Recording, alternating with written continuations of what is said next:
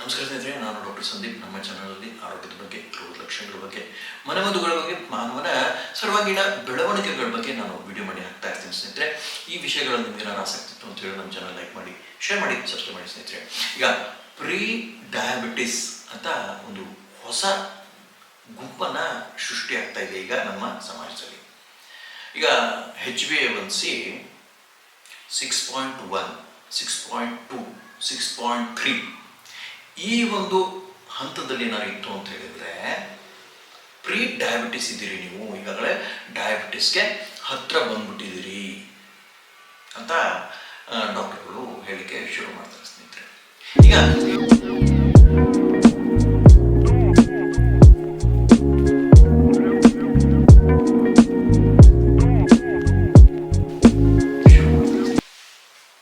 ಇನ್ನೂ ಒಂದು ಬಹಳ ಮುಖ್ಯವಾದ ಸಂಗತಿ ಗಮನಿಸಬೇಕಾಗಿದ್ದು ಅಂತ ಹೇಳಿದ್ರೆ, ಈಗ ಯಾವುದೇ ಒಬ್ಬ ರೋಗಿ ಡಾಕ್ಟರ್ ಹತ್ರ ಯಾಕೆ ಹೋಗ್ತಾನೆ?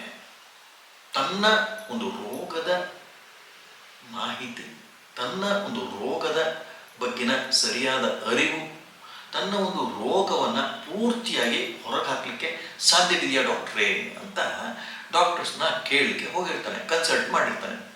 ಅವಾಗ ಪಾಸಿಟಿವ್ ಕೌನ್ಸಿಲಿಂಗ್ ಅಂತ ಹೇಳಿದ್ರೆ, ಈಗ ಎರಡು ವಿಧವಾದ ವೈದ್ಯರು ಸಿಗ್ತಾರೆ.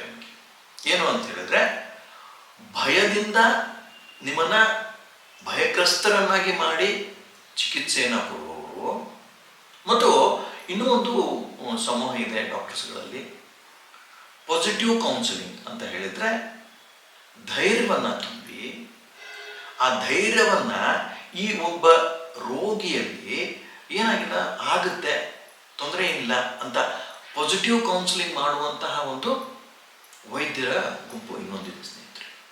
ಸೊ ಹೀಗಾಗಿ ನೆಗೆಟಿವ್ ಕೌನ್ಸಿಲಿಂಗ್ ಮಾಡುವಂತಹ ವೈದ್ಯರನ್ನ ಮತ್ತು ಪಾಸಿಟಿವ್ ಕೌನ್ಸಿಲ್ ಮಾಡುವಂತಹ ವೈದ್ಯರನ್ನ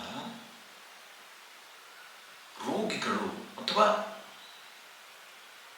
ಅವರ ಸಂಬಂಧಿಕರು ಸರಿಯಾಗಿ ಗಮನಿಸಿ ಅಂತಹ ಒಂದು ವೈದ್ಯರನ್ನ ಸರಿಯಾಗಿ ಆಯ್ಕೆ ಮಾಡಿ ನಿಮ್ಮ ರೋಗದ ಚಿಕಿತ್ಸೆಯನ್ನು ಮಾಡಿಸಿದ್ರೆ ಒಳ್ಳೆಯದು ಅಂತ ನನ್ನ ಒಂದು ಅನಿಸಿಕೆ ಸ್ನೇಹಿತರೆ. ಯಾಕೆಂತ ಹೇಳಿದ್ರೆ ಕೌನ್ಸಿಲಿಂಗ್ ಪಾರ್ಟ್ ಬಹಳಷ್ಟು ಮುಖ್ಯವಾದ ಒಂದು ಸಂಗತಿ. ಯಾಕಂತ ಹೇಳಿದ್ರೆ ಮನಸ್ಸಿನ ಒಂದು ಸ್ಥಿತಿ ಹೇಗಿರುತ್ತೆ ಅದೇ ರೀತಿ ನಮ್ಮ ದೇಹ ಕೆಲಸ ಮಾಡಲಿಕ್ಕೆ ಶುರು ಮಾಡುತ್ತೆ. ಸೊ ಹೀಗಾಗಿ ನಾವು ಮನಸ್ಸನ್ನ ಬಿಗಡಾಯಿಸಿ ಆಗದೇ ಇಲ್ಲ, ಮುಗೀತು, ಲಾಸ್ಟ್ ಸ್ಟೇಜ್ ಇನ್ನೇನು ಔಷಧಿ ಇಲ್ಲಪ್ಪ, ಇದಕ್ಕೆ ಔಷಧಿ ಇಲ್ಲ ಅಂದರೂ ಗೊತ್ತಿದ್ದನ್ನು ಹೇಳದೇ ಇರುವುದು ಒಳ್ಳೆಯದು ಅಂತ ನನ್ನ ಒಂದು ಅನಿಸಿಕೆ ಸ್ನೇಹಿತರೆ.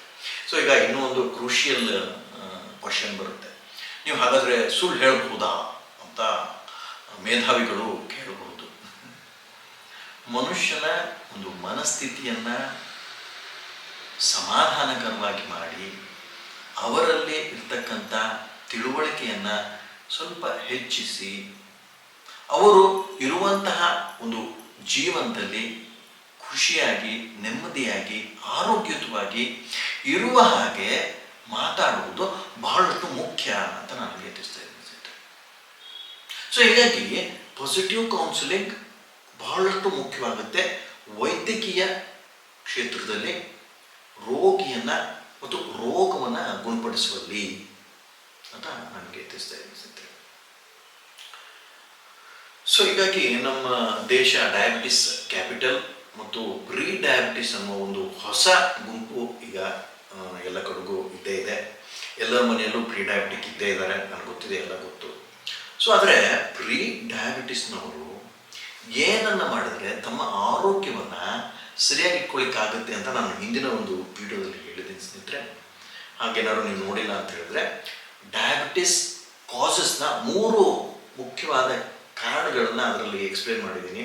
ಅದನ್ನು ನೀವು ಸರಿಯಾಗಿ ಗಮನಿಸಿ ನೋಡಿದ್ರಿ ಅಂತ ಹೇಳಿದ್ರೆ ಅದರಲ್ಲಿ ನಿಮಗೆ ಪೂರ್ತಿಯಾದ ಮಾಹಿತಿ ಸಿಗುತ್ತೆ. ಮತ್ತು ಮುಂದಿನ ಒಂದು ವಿಡಿಯೋದಲ್ಲಿ ನನ್ನ ಒಂದು ಪ್ರಯತ್ನ ಏನು ಅಂತ ಹೇಳಿದ್ರೆ, ಈ ಡಯಾಬಿಟಿಸ್ ನಮ್ಮ ಮನಸ್ಸು ಮತ್ತು ದೇಹದ ಮೇಲೆ ಹೇಗೆ ಪರಿಣಾಮ ಬೀರುತ್ತೆ ಮತ್ತು ನಾವು ನಮ್ಮ ದಿನಚರಿಯನ್ನು ಹೇಗೆ ಸರಿಯಾಗಿ ರೂಪಿಸ್ಕೊಂಡ್ವಿ ಅಂತ ಹೇಳಿದ್ರೆ ಈ ಡಯಾಬಿಟಿಸಿಂದ ಪೂರ್ತಿ ಹೊರಗಿರ್ಬೋದು, ಡಯಾಬಿಟಿಸ್ ಇದ್ರೂ ಸಹ ಅದರಿಂದನೂ ಹೊರಗೆ ಬರಬಹುದು ಅನ್ನೋ ಒಂದು ಮೂಲ ಕಾರಣಗಳನ್ನು ನಾನು ವಿಡಿಯೋ ಮಾಡಿ ಹಾಕ್ತೀನಿ ಸ್ನೇಹಿತರೆ. ನಿಮ್ಮ ಒಂದು ಸಹಕಾರ, ನಿಮ್ಮ ಒಂದು ಸಪೋರ್ಟ್ ನನಗೆ ಇದೆ ಅಂತ ಭಾವಿಸ್ತಾ ಈ ಒಂದು ವಿಡಿಯೋನ ಎಲ್ಲರೂ ಶೇರ್ ಮಾಡಿ.